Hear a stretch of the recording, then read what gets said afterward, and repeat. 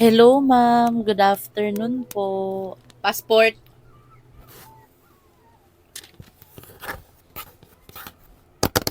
Saan daw ang punta ninyo?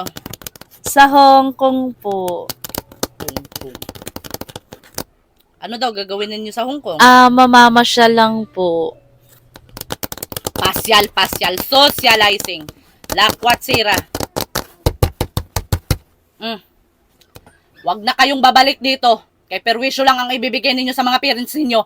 Alam ko na yung mga estilo pwede po ninyo. ba yun na hindi na kami babalik? Klaro, Di ba po mga bawal lakwat po sira. yun? Sweetheart, stop Good doing afternoon. that.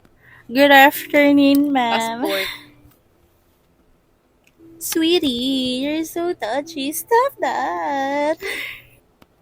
You're going to USA? Yes, ma'am. Oh, sweetheart, you're so sweet. Give me a kiss. Give me a kiss. Oh my god, you're so sweet. I love you so much. Sweetheart, stop doing that. Ma'am, sana makapasa ako. Sana paalisin Ihawag niyo mo akong pangunahan. Paalisin kita. Saan ba kayo sa USA? Sa Kensington po.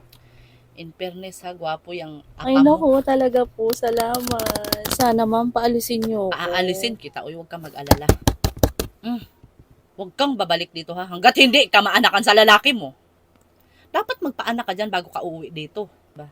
Kaya para maartista yung anak mo. Sige, ma'am. Basta ninang kayo. Bagay kayo, gwapong-gwapo yung lalaki mo.